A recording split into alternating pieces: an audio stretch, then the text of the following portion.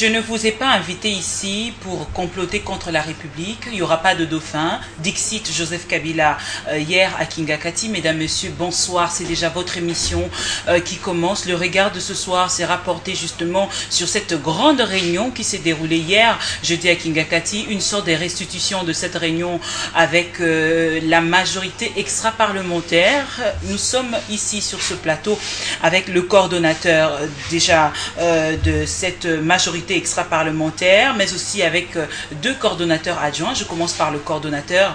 Il s'agit de Monsieur Ferdinand Toit, à qui je dis bonsoir. Bonsoir, madame. Comment allez-vous? Très bien. Je vais vous présenter Ferdinand Toit. Oui. Vous êtes coordonnateur de la majorité extra-parlementaire. Comment vous vous portez? Je me porte très bien. Comment se porte cette grande structure? Eh bien, c'est une grosse machine qui marche aussi très bien. Et votre autorité morale? Bien sûr, il va bien. Alors, après Monsieur Ferdinand Toit, on a juste là à côté Madame Annie Farahi Atibou. Je suis vraiment très contente de recevoir une femme aujourd'hui sur ce plateau, une femme compétente, il faudrait bien le signaler. Bonsoir Madame Annie, comment allez-vous? Je vais bien, bonsoir Barbara. Comment se porte votre plateforme? Vous êtes coordonnatrice adjointe, vous savez, c'est une grande tâche. Hein? Comment ça se passe? Vous arrivez à relever les défis de la femme? Une tâche pas si difficile, pas si facile non plus. Mais nous nous y prenons parce que nous avons des responsabilités, nous sommes en train de les assumer très bien. La plateforme se porte excellemment bien, donc on est très bien. Je vous rejoins tout à l'heure. Et de l'autre côté, on a Monsieur Mathieu Moulaja, lui il est coordonnateur aussi, adjoint de la majorité extra-parlementaire. Bonsoir Monsieur Moulaja. Bonsoir Madame. Comment allez-vous? Nous allons bien. Nous allons bien. Alors comment se porte l'autorité morale de la majorité? Ah, au Zénith. Joseph Kabila. Au Zénith. Et nous les soutenons, hein. Bras et corps. Hein. Il doit rester au Zénith. Alors, je vous rejoins tout à l'heure, mesdames, messieurs. Comme je l'ai dit tout à l'heure, Joseph Kabila a dit qu'il n'y aura pas de dauphin au sein de la majorité présidentielle. Il a dit qu'il doit se concentrer encore sur la continuation de l'œuvre de la reconstruction de la République démocratique du Congo. Joseph Kabila a dit aussi que c'est au cours de cette session parlementaire que le gouvernement des cohésions nationales sera investi. Toutes ces questions seront abordées ici au cours de cette émission. Je commence d'abord par Monsieur Ferdinand Toit. Contrairement aux affirmations, à plusieurs affirmations, je vais commencer d'abord par l'affirmation du secrétaire général de la majorité présidentielle, Monsieur Aubin Ménako, qui avait affirmé à la RFI que Joseph Kabila va partir en 2016. Il va respecter la Constitution, et le porte-parole du gouvernement, on l'a reçu aussi, Lambert Médé. Pensez-vous que ces arguments ou ces affirmations se basaient sur ce que votre autorité morale leur avait dit, ou c'était leur point de vue aujourd'hui, Monsieur Ferdinand? Madame, c'était leur point de vue personnel, leur point de vue privé, parce qu'à l'époque déjà, avant les concertations nationales, vers le mois de juillet 2013, nous avions dit qu'il n'est pas question que Joseph Kabila ait une retraite politique anticipée. C'est quelqu'un qui a de très bonnes idées pour ce pays. Il va amener ce pays très loin vers l'émergence, et personne aujourd'hui n'a sa tête, son cerveau, son cœur pour penser donc à tout ce que Kabila veut faire pour ce pays. Et nous sommes contents qu'aujourd'hui, le chef de l'État lui-même ait confirmé cela. Parce qu'à l'époque, nous étions traités de tous les mots, madame. On nous a qualifiés de fous, on nous a qualifiés de voyous. Mais voilà que... Vous parliez de quoi? Nous parlions que le chef de l'État n'a pas droit à une retraite politique anticipée. Qu'est-ce que vous voulez dire par là exactement? C'est-à-dire qu'il doit continuer son œuvre, l'œuvre qu'il a commencée pour ce pays. Au-delà de 2016 ou à la limite Au-delà de 2016, parce que madame, aujourd'hui, la ville de Kinshasa dépasse de loin beaucoup de villes africaines, même de villes européennes. Et cela sous la conduite de Joseph Kabila. Mais là, c'est une sorte, ce sera la violation flagrante de la Constitution. Et pourtant, Joseph Kabila a promis d'être respectueux des textes, Monsieur Ntoa. Non, madame, ce n'est pas la violation de la Constitution. Je vais vous dire, madame, que cette Constitution a été rédigée par des étudiants belges. À l'époque d'un président et de 4 vice-présidents, dans des conditions très particulières où tout le monde était contre le président de la République. Et dans dans cette constitution plutôt, vous avez des articles qui sont contre les chefs de l'État. Nous ne pouvons pas tous mais en dépit de cela, Joseph Kabila a dit quand même, en dépit du fait que ces articles sont contre Joseph Kabila, lui-même, il a promis de respecter la constitution. Est-ce qu'il va violer sa propre parole, monsieur Ntoa? Non, le chef de l'État a été élu par le souverain primaire, le peuple. Et le peuple congolais aujourd'hui dit que nous soutenons le chef de l'État. Donc le chef ne va pas faire sa volonté, il va faire la volonté du peuple. Parce que si le chef dit aujourd'hui qu'il ne va pas se présenter en 2016, je vous dis madame, la population, si le chef dit qu'il ne va pas se présenter, la population va présenter sa candidature à sa place. Donc vous voyez qu'il y a un mariage Kabila peuple d'où qui la est déjà nécessité scellé. de soumettre cela au référendum, c'est bien cela. Hein. Bon, nous ne voyons même pas la nécessité d'aller à un référendum parce qu'il n'y a pas d'article verrouillé dans cette constitution. Non, il y a des articles qui sont verrouillés par l'article 220 hein, que vous connaissez très bien. Non, madame, hein. nous Je avons voudrais pas eu un débat sur ces articles-là. Si on les décortique de fond, Kabila peut se présenter autant de fois qu'il veut.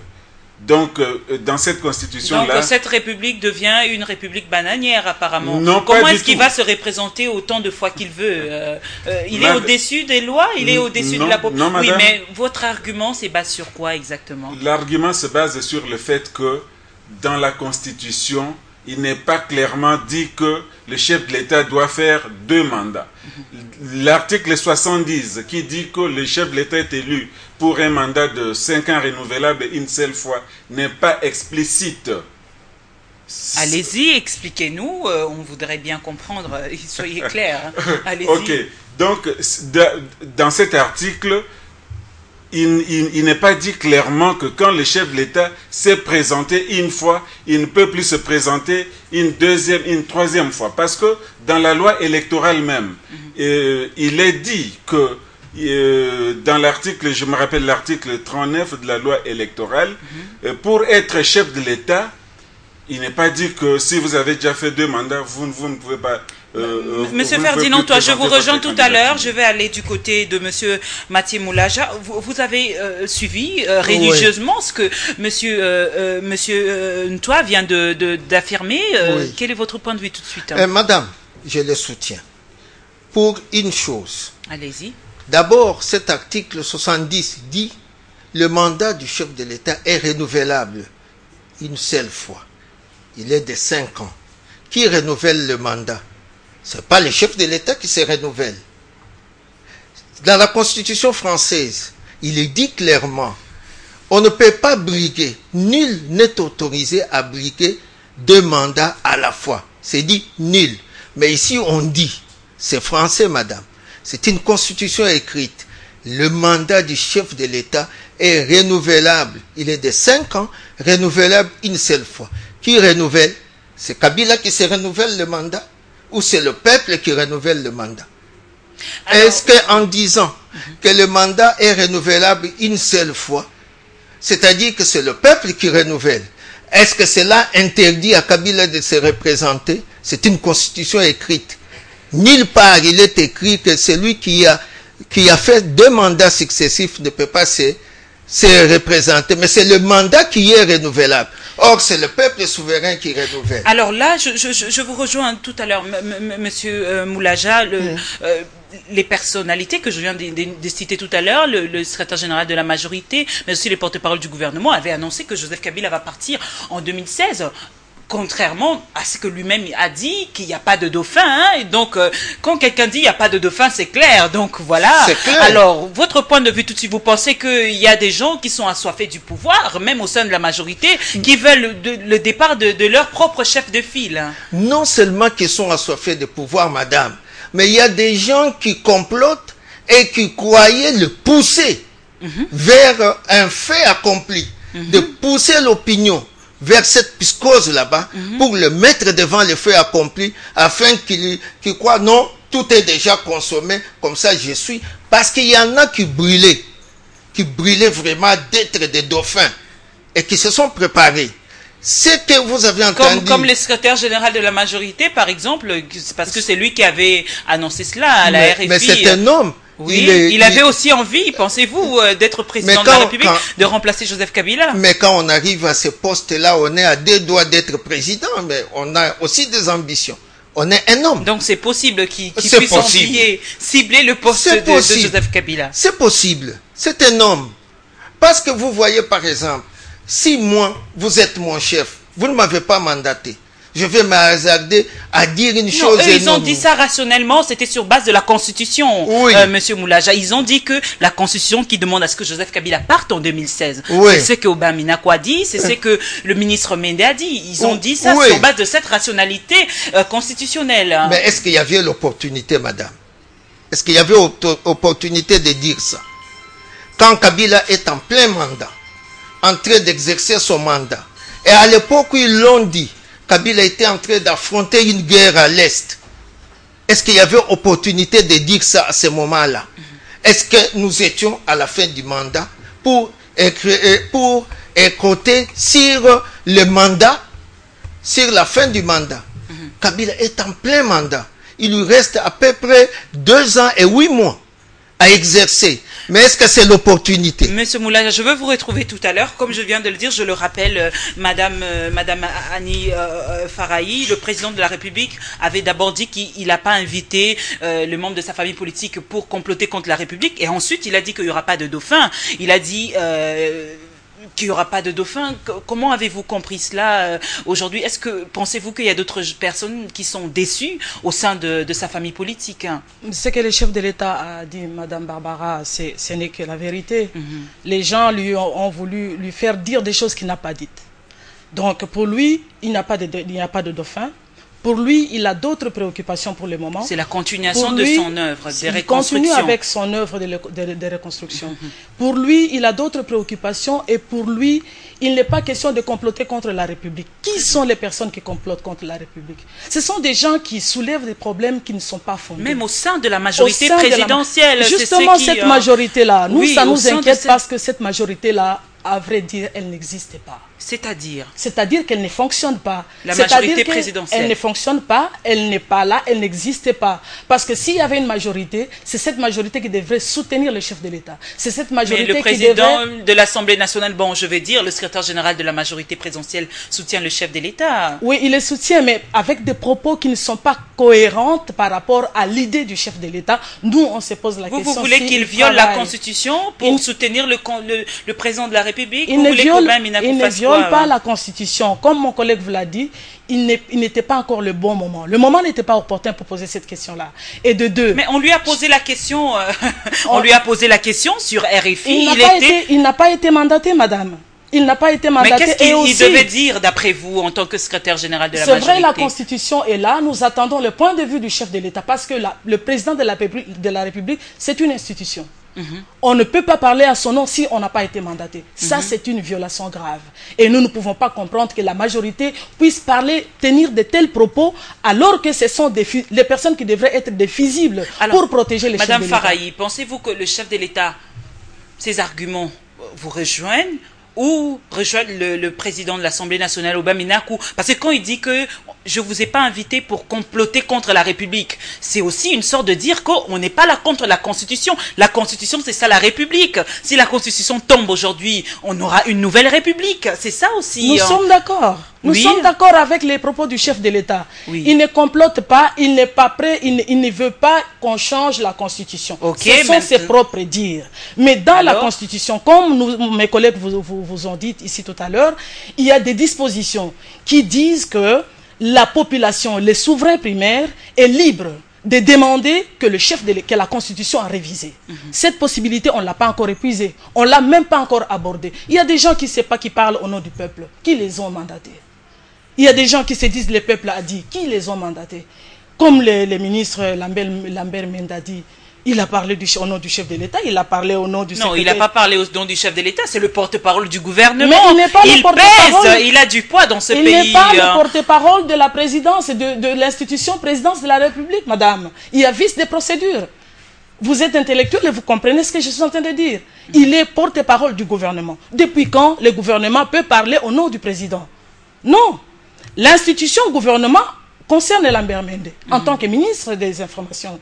Mais il n'est pas autorisé, il n'a pas été mandaté par le chef de l'État pour parler en son nom. Mais il n'a pas non plus dit, Lambert Mende n'a pas non plus dit qu'il parlait au nom du chef de l'État. Je viens de le dire, c'était sur base de la rationalité constitutionnelle. Il a regardé que en 2016, Joseph Kabila doit partir, il a annoncé cela. Mais pourquoi? Si vous êtes contre la Constitution, Aubin Minakou et Lambert Mende ne doivent pas être contre la Constitution. Madame, oui. on ne peut pas se dire de la majorité présidentielle sans pouvoir avoir les calibres qu'il faut pour être de la majorité présidentielle. C'est-à-dire? On ne viole pas la Constitution, nous la respectons, au bon moment, elle sera révisée. Mais aller dire des choses que le chef n'a pas dites, ça c'est vraiment une violation. C'est pas parce qu'il y a la rationalité de la Constitution qu'on doit dire n'importe quoi. Parce que nous sommes de la majorité présidentielle, nous devons protéger les chefs de l'État. Et les intérêts du chef de l'État sont les intérêts du souverain primaire.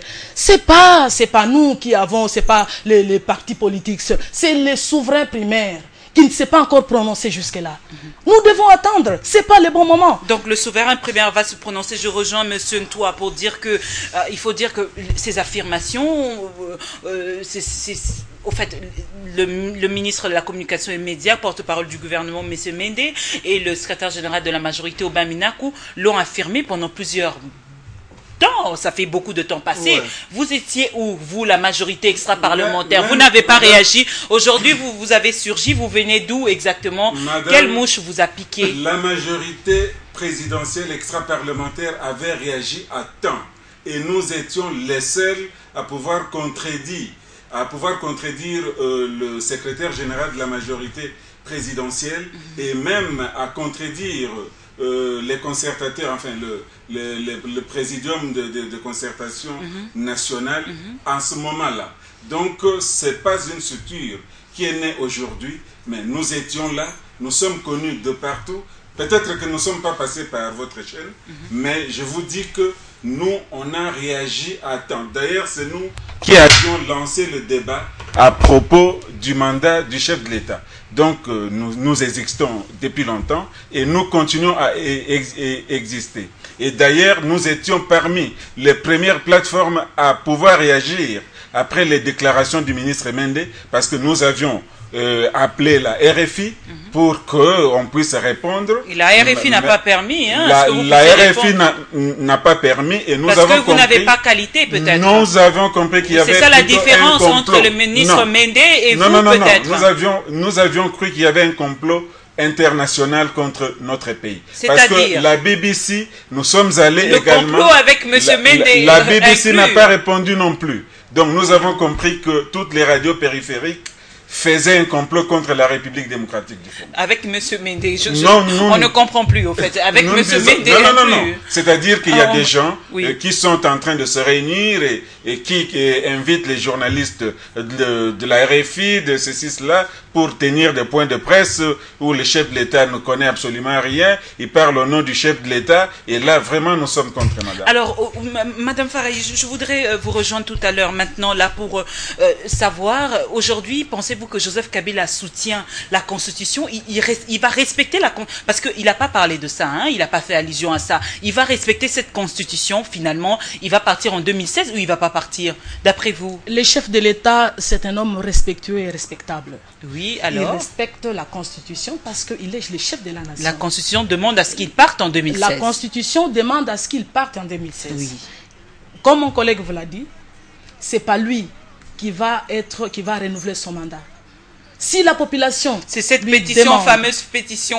Il y a pétition, il y a la voie référendaire. Tout ça, c'est prévu dans la Constitution. Joseph Kabila respecte la Constitution jusque-là. Il respecte la Constitution. Il est là, en 2016, au temps marqué, il va faire ce qu'il est important de faire pour ce pays. Qu'est-ce qu'il va faire? C'est ce que nous voulons savoir aujourd'hui. Hier, on a attendu à ce que Joseph Kabila puisse rassurer la population à Kingakati en disant que je vais partir en 2016, mais il n'a pas dit ça finalement. Mais Madame Barbara, quand il dit que je n'ai pas de dauphin, il n'a pas de dauphin. Ça veut dire... Qu'est-ce que vous pouvez comprendre par là? Oui, il n'y a pas de dauphin, c'est-à-dire qu'il n'y a personne jusque-là à qui il peut lui donner le flambeau du pays. Joseph Kabila a travaillé pendant toutes ces années.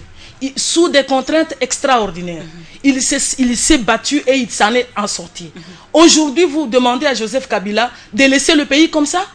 Mais pourquoi il a travaillé? Toute cette peine qu'il s'est donnée, c'est pourquoi il a risqué sa vie pendant combien de temps pour laisser le pays en mi-chemin?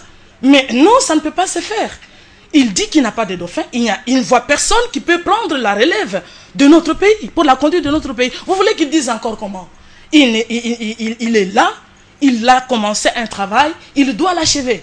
Et nous disons qu'il doit l'achever. La population dit qu'il doit l'achever. S'il ne se présente pas, eh bien nous allons l'amener là-bas pour qu'il puisse se présenter. Alors, bonne chance à vous, hein. Monsieur Moulaja, je vous retrouve maintenant là, Monsieur Moulaja. Dites-nous un peu, aujourd'hui, ne pensez-vous pas que beaucoup de gens qui vont vous suivre à la télé vont se dire que finalement, ce gouvernement, l'annonce de la mise sur pied de ce gouvernement de cohésion nationale, pique un peu tout le monde en désordre, que vous êtes en train de parler ainsi pour que Joseph Kabila puisse finalement vous donner un poste pour que vous puissiez vous retrouver, Monsieur Moulaja? Non, nullement, madame. Nous avons lutté, nous avons soutenu Joseph Kabila. Et vous continuez à les soutenir. Et nous continuons à les soutenir contre vents et marées. Et pas pour les postes? Non, si c'était pour le poste, on se serait arrêté à mi-chemin comme d'autres amis, on aurait tourné Kazakh. On n'est pas là pour ça. Nous sommes là pour la vérité et que la vérité éclate. La vérité sur Joseph Kabila. C'est quoi la vérité sur Joseph Kabila? La vérité sur Joseph Kabila, c'est que Joseph Kabila demeure, pour le moment, le seul visionnaire de ce pays. Quand on le compare avec tous les autres, ses homologues qui ont présidé à ces pays avant lui, ils étaient tous dans des conflits politiques, dans des louanges, dans des cultes de personnalité. Et ici, Madame Barbara, peut-être vous étiez plus jeune. Mais moi, je me rappelle... Vous ne connaissez pas mon âge, en tout cas. Oui. Vous ne connaissez pas mon âge. Oui, vous étiez plus jeune. Mais ici, il y avait même de places où c'était des ruisseaux. Où pour vous traverser, on devait vous prendre dans un pouce-pouce. Pour vous traverser de l'autre côté. Et tout ça, quelqu'un vient. Il comble tout ce que vous avez fait comme gouffre. Et après, le pays commence à sortir du gouffre. Et son temps est arrivé pour qu'il parte, il ne doit pas partir parce qu'il a fait ça. Vous pensez que c'est une grâce qu'il a accordée à la population? Non, oui, ce n'est pas son temps parce que le peuple ne l'attend pas. Il a été mandaté pour faire ça, Joseph Kabila. Il a été voté, on a voté pour lui pour travailler. S'il a travaillé, cela ne veut pas dire qu'il doit rester éternellement. Non, il ne reste pas éternellement, mais il achève son œuvre. Nous sommes habitués à la République des inachevés, comme les immeubles là-bas que nous avons de la RTNC, des éléphants blancs, inachevés. Et la République ne doit pas rester un éléphant blanc, inachevé aussi, comme tout ce que nous voyons ici inachevé. L'autre histoire là là où on a fait le monument de Lumumba, inachevé. Ainsi de suite. Non, Kabila doit achever son œuvre. Et s'il ne le fait pas, c'est lui qui trahira le peuple à ce moment-là. Parce que même si lui, il dit, je suis respectueux, on l'amènera, de gré ou de force. Vous allez l'emmener. Merci, Monsieur Moulaja. Je vous retrouve tout à l'heure. Alors, Monsieur Ntoa, apparemment, il y a une confusion au sein de votre famille politique, la majorité présidentielle. Nous ne comprenons plus rien. Si aujourd'hui, le secrétaire général de la majorité, Aubin Minakou et Monsieur Mende, parlaient de quelque chose qui n'était pas très correct pour Joseph Kabila, ils n'étaient pas mandatés par Joseph Kabila. Pourquoi ils n'ont pas été sanctionnés aujourd'hui? Parce que vous emmenez un autre discours. Il y a Monsieur Claude Machala qui a emmené ce même discours que vous avez emmené. Aujourd'hui, le président de la République dit qu'il n'y a pas de dauphin. C'est une sorte, pour lui, de vous rejoindre un tout petit peu. Je ne sais pas. Pourquoi il n'y a pas de sanctions si vraiment ils sont hors la loi au sein de votre famille politique? Non, madame. Le chef de l'État, Joseph Kabila, c'est un homme qui respecte ses collaborateurs. Et je pense que il a accepté ces déclarations parce qu'il trouvait que ces déclarations ne changeaient rien à son avenir politique. Donc, sanctionner les hauts cadres de la majorité présidentielle parce qu'ils ont fait des déclarations, non, ce n'est pas la nature du chef de l'État. Et vous êtes vous-même témoin, lors des dernières déclarations, il n'a pas sanctionné non plus le ministre Lambert Mende. Donc le chef de l'État, c'est quelqu'un qui respecte ses collaborateurs et il n'est pas habitué à punir, à sanctionner tout le temps. Alors, Madame Annie Farahi, je vous retrouve maintenant là. Le président de la République a annoncé aussi, toujours hier à Kingakati, il a réaffirmé justement son engagement envers les femmes, son soutien envers les femmes, en parlant de 30% consacrés aux femmes. Pensez-vous aujourd'hui quel genre de femmes doivent aujourd'hui assumer des responsabilités au pays? Parce qu'on voit certaines femmes, comment est-ce qu'elles abusent aujourd'hui, c'est regrettable, et surtout au sein de votre famille politique. Les avertis pensent qu'il n'y a pas assez de femmes compétentes au sein de la majorité présidentielle. Non, je ne suis pas de cet avis. Dire qu'il n'y a pas de femmes compétentes au sein de la majorité présidentielle, c'est pas vrai. C'est tout simplement que jusque-là, il y a des femmes qu'on a nommées, à qui on a fait confiance, qui ont trahi, qui n'ont pas été à la hauteur de leur tâche. Et ça, c'est regrettable. Elles ont fait la honte de la femme Je vais congolaise. citer aujourd'hui la SONAS qui est dirigée par Madame Aguito. Aujourd'hui, on l'accuse par même ses syndicalistes, plusieurs mois d'arriérés, sans payer, non payés. Bon, c'est une femme aussi de la majorité présidentielle. Comment ça se passe chez vous? Nous ne sommes pas d'accord avec Madame Aguito. Elle fait la honte de la femme congolaise. Elle a fait la honte de la femme de la majorité présidentielle. Mais là-bas, vous ne convoquez pas, parce que elle fait la honte, oui, mais c'est votre élève à vous aussi, au sein de la majorité présidentielle. Il n'y a pas de séance où on aide les gens à rectifier, à pouvoir rectifier. Comment ça se passe? Il y a un peu du désordre.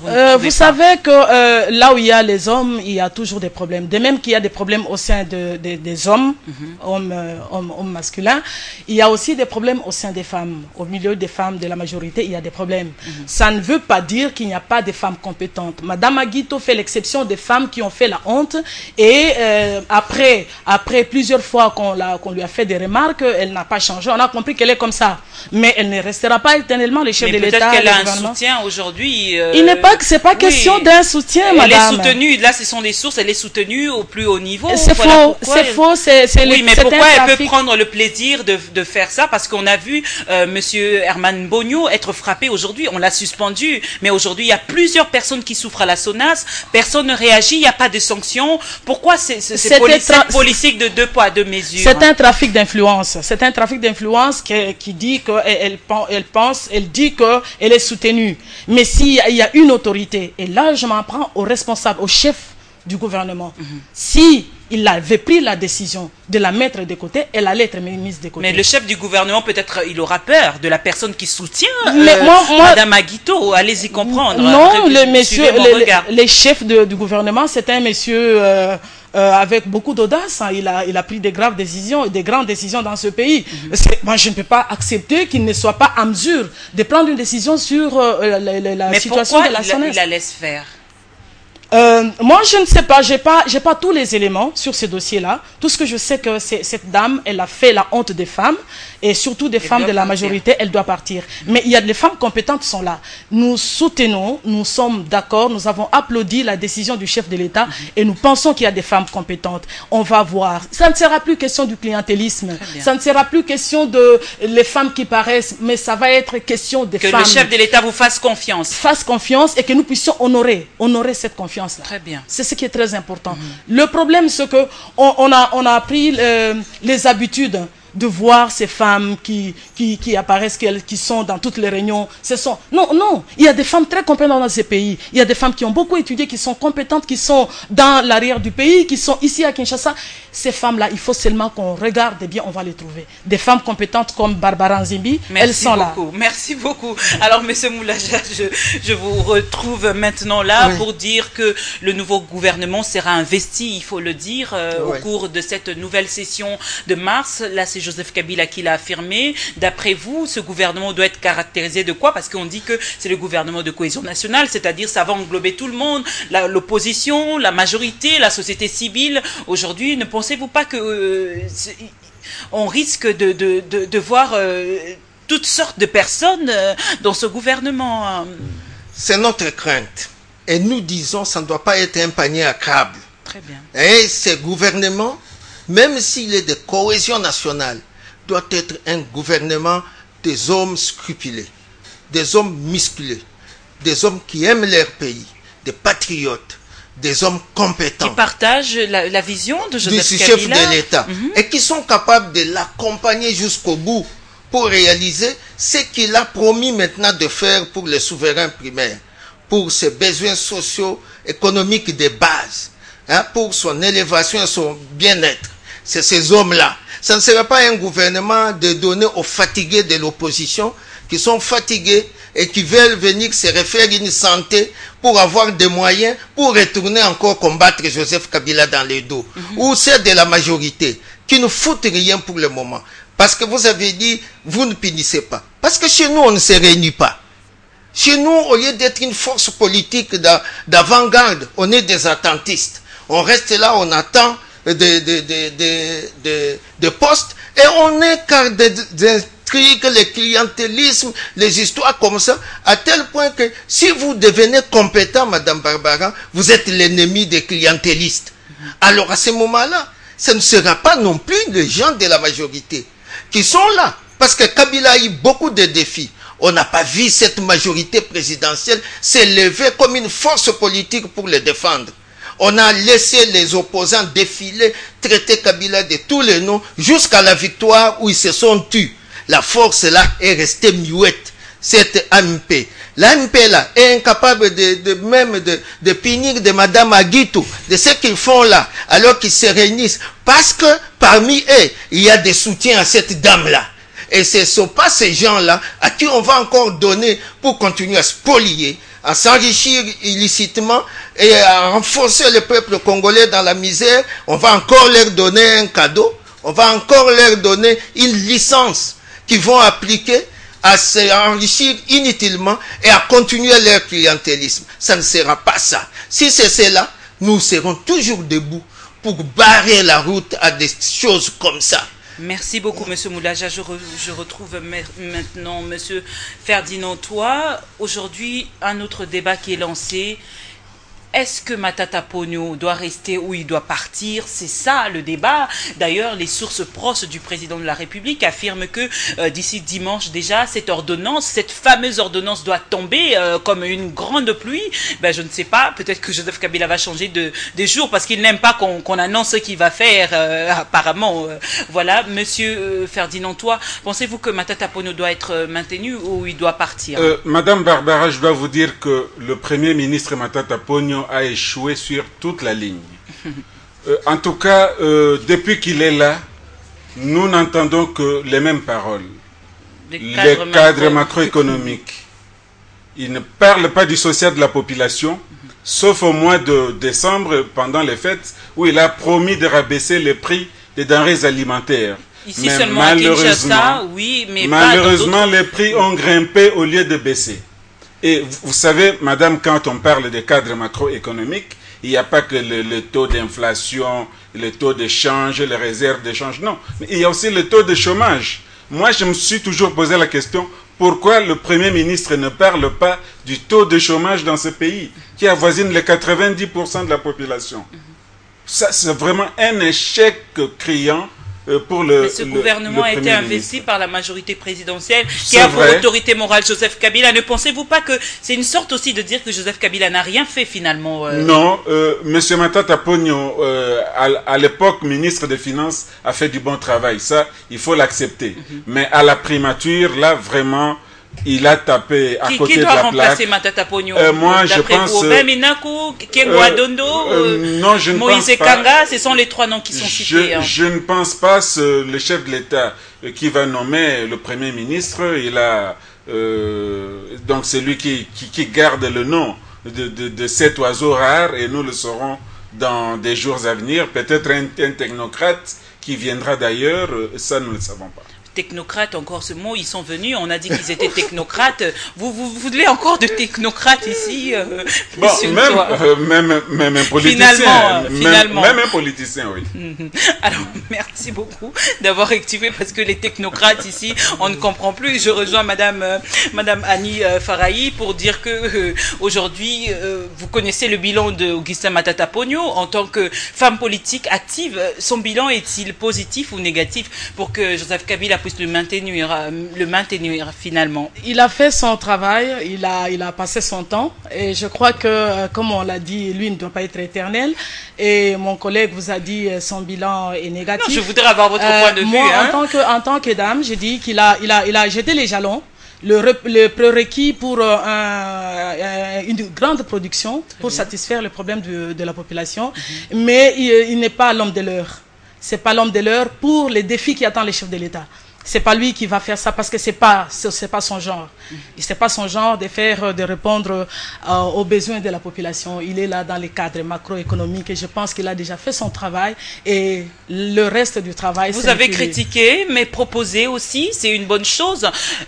Qui allez vous proposer une sorte de portrait robot? Je ne voudrais pas que vous citiez le nom des personnes.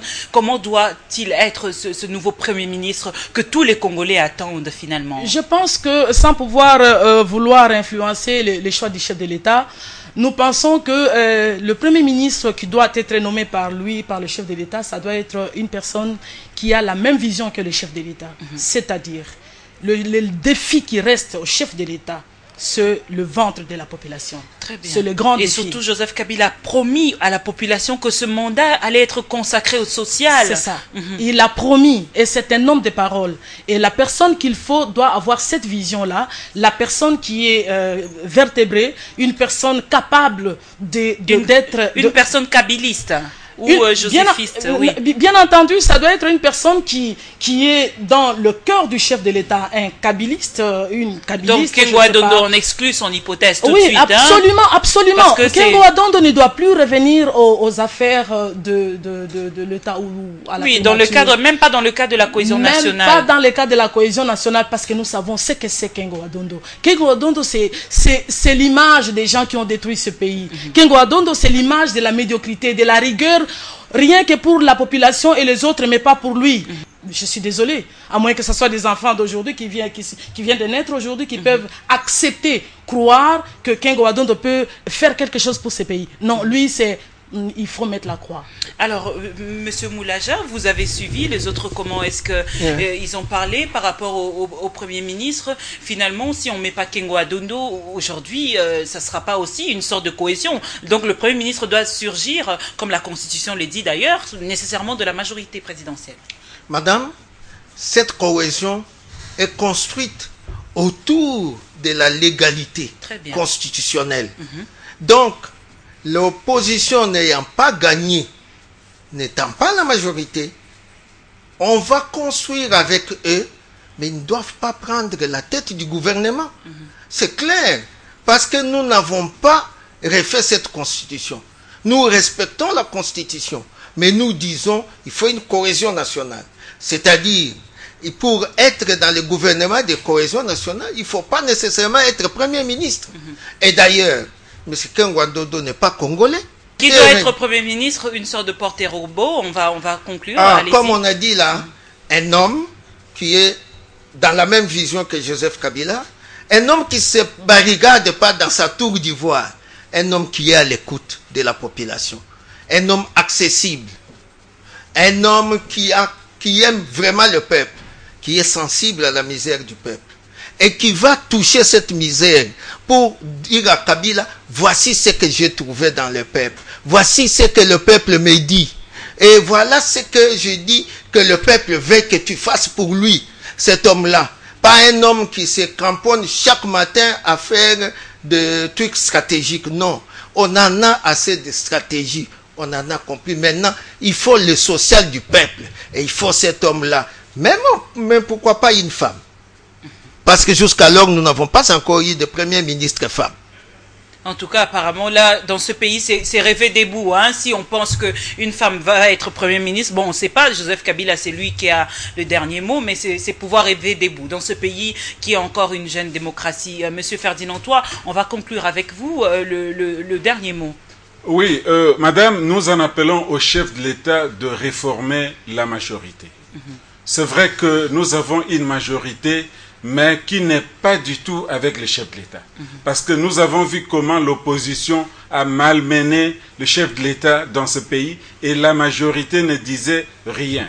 Et cette majorité est aujourd'hui divisée Cette majorité est aujourd'hui éparpillée, fragmentée, et nous voulons que le chef de l'État arrive à mettre tout le monde ensemble pour que la majorité puisse faire correctement son travail, c'est-à-dire celui de soutenir le chef de l'État, celui de défendre le chef de l'État, celui d'accompagner le chef de l'État dans les prochaines échéances. Merci. Alors, Madame Annie Farahi, un dernier mot par rapport à tout ce que nous venons de dire.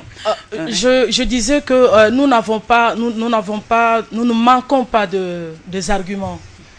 Pour le mandat du chef de l'État, il y a des choses palpables, des choses convaincantes qu'il a posées qu'aucun chef de l'État dans ce pays n'a accompli.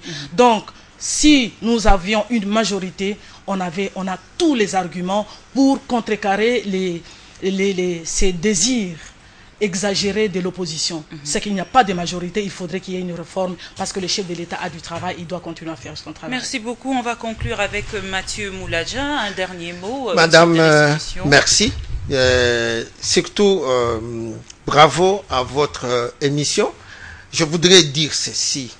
Cette majorité doit être réformée. Nous voulons une force politique de pointe pour accompagner Joseph Kabila. Nous ne voulons pas des ventriotes. Nous voulons des patriotes. Nous ne voulons pas des attentistes.